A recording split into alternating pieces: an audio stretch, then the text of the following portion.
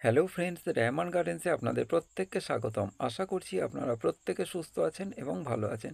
যেহেতু এটা বর্ষাকাল এবং ঝিরঝির করে বৃষ্টি হচ্ছে, এটা হচ্ছে গ্রাফটিংয়ের একটা খুব ভালো সময়। সেই জন্য আমি লঙ্ঘন গাছের গ্রাফটিং আপনাদের সঙ্গে শেয়ার করছি। এটা হচ্ছে একটা বীজের আঁশফলের গাছ, আর আমি যেটা হাত দিয়ে ব্লেড দিয়ে কাটছি এটা হচ্ছে 4 সিজন লঙ্ঘনের একটা ডাল।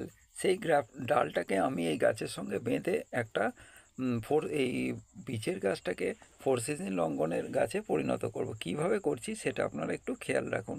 প্রথমে যেমন লেবু গাছের কলম করে ভি আকৃতির একদিকটা আমি চেঁচে নিলাম, আর অন্য দিকটা লেবু গাছের যেমন করে ঠিক সেরকম ছোট্টভাবে চেঁচে নিলাম। এটা আপনি পুরোটাও চাঁচতে পারেন ভি করে, অথবা লেবু গাছে যেমন করে একদিকে ছোট একদিকে বড়, সেরকমও আপনি করতে পারেন। এটাকে কেন পাতলা করা হয়? যাতে হচ্ছে এর থেকে যে তরল আঠালো অংশটা বার হবে বা রসটা বার হবে, সেটা যেন বীচের গাছের সঙ্গে জয়েন হয়ে যায়। জয়েন হয়ে যাওয়ার পরে এই সমস্ত খাবারটা এই উপর দিকে আসবে, এবং উপর দিকের সঙ্গে এটা জয়েন হওয়ার ফলে নতুন পাতা ছাড়া শুরু হবে, এবং বীচের গাছটা এই 4 সিজন লঙ্ঘনে পরিণত হবে। কারণ আমরা গ্রাফটিংয়ের নিচে থেকে যে গাছটা রয়েছে সেটা আমরা গুরুত্ব দেব না, আর গ্রাফটিংয়ের উপর থেকে যেটা বার হবে সেটা হচ্ছে 4 সিজন লঙ্ঘন। সেখানে 4বার সেই গাছে ফল হবে, কিন্তু বীচের গাছটা যদি থাকে সেটা ফল দিতে অনেক সময় লাগবে, আর টবে তো ফল হবেই না এই 4 সিজন এই এমনি বীচের চারা গাছের, আর হলেও বহু বছর লাগবে। সেই জন্যই আমরা এই গ্রাফটিংটা করছি। তা দেখুন বন্ধুরা, গ্রাফটিং কিভাবে করলাম দেখালাম। এবার গাছের বীচের গাছটার আমরা একটুখানি সাইড দিয়ে শুধু চামড়াটা, যেটা চামড়া সেইটাকে আমরা একটু কেটে নেব। কারণ হচ্ছে যদি চামড়ার বেশি কেটে যায় তাহলে কিন্তু ওই মোটা ডালে রসের পরিমাণ নেই বললেই চলে, সেটা জয়েন হবে না। সেই জন্য আমরা শুধু চামড়াটা কেটে নেব, কারণ চামড়ার নিচে যে অংশটা থাকে সেখান থেকে কিন্তু রসটার পরিমাণ বেশি এবং জয়েনটা খুব ভালোভাবে হয়। এবং এই ডালটাকে দিয়ে এইখানটায় লাগিয়ে, যেমন আম গাছের গ্রাফটিং করে সেইভাবে লাগিয়ে এবার খুব টাইট করে আমরা বাঁধবো। এই সেটিংটাই হচ্ছে মেন সেটিং। এই সেটিংটা যদি আমরা ঠিকভাবে না করতে পারি তাহলে কিন্তু গাছটা সফল হবে না। এইটা আমরা সবসময় খেয়াল রাখবো। দেখতে পাচ্ছেন আমি ঠিক করতে পারিনি, যেহেতু ব্লেড দিয়ে খুব ধার সেই জন্য কেটে গেছে। সেই জন্য মাথাটা আবার বাদ দিয়ে আবার নতুন করে করতে হচ্ছে। আপনারা এই দিকগুলো একটু খেয়াল রাখবেন, তাহলে কিন্তু আপনারা খুব সহজেই গ্রাফটিং করতে পারবেন। লঙ্ঘন গাছের এখনও যথেষ্ট পরিমাণ দাম আছে। একটা 4 সিজন লঙ্ঘন গাছেরও 500 টাকার কম দাম নয় বর্তমানে।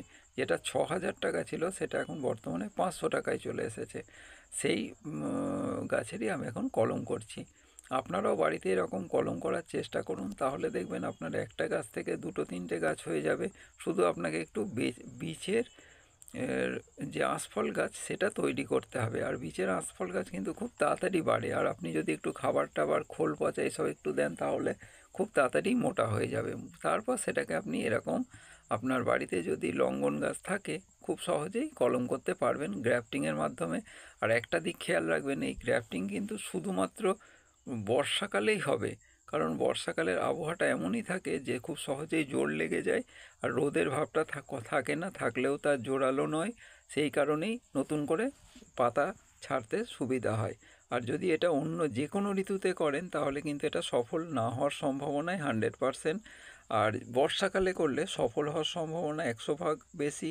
সেই জন্য প্রত্যেক নার্সারিতে দেখবেন সময় থাকে না ওদের নাওয়া খাওয়ার, তখন ওরা গ্রাফটিংটাকে সর্বদা করতে থাকে, কারণ এই বর্ষার সময় ছাড়া ওদের গ্রাফটিং সফল হয় না। এই জন্য ওরা এই সময়টাকেই বেছে নেয়। আর জোর কলম কিন্তু অন্য ব্যাপার, জোর কলম আপনি সব ঋতুতেই করতে পারবেন, শীতকালটা ছাড়া। কিন্তু শীতকালেও করতে পারেন যদি একটু খেয়াল রাখেন যে অনেক সময় গ্রাফটিংটা যখন কাটবেন তখন জোর কলম ওই শীতকালে যেদিন বৃষ্টি হবে যখন সেই সময় কাটতে হবে, কারণ জোর লেগে গেলেও আপনাকে রেখে দিতে হবে, কারণ শীত শুষ্ক ঋতু। এই কারণে এটা অসুবিধাটা হয়। এটাই ছিল আজকের আমার ভিডিও। যদি ভালো লাগে অবশ্যই সাবস্ক্রাইব করবেন, আর ভিডিওটা দেখার জন্য আপনাদের প্রত্যেককে ধন্যবাদ জানালাম। সবাই ভালো থাকবেন, সুস্থ থাকবেন। আজকের ভিডিও এইটুকুই। নমস্কার।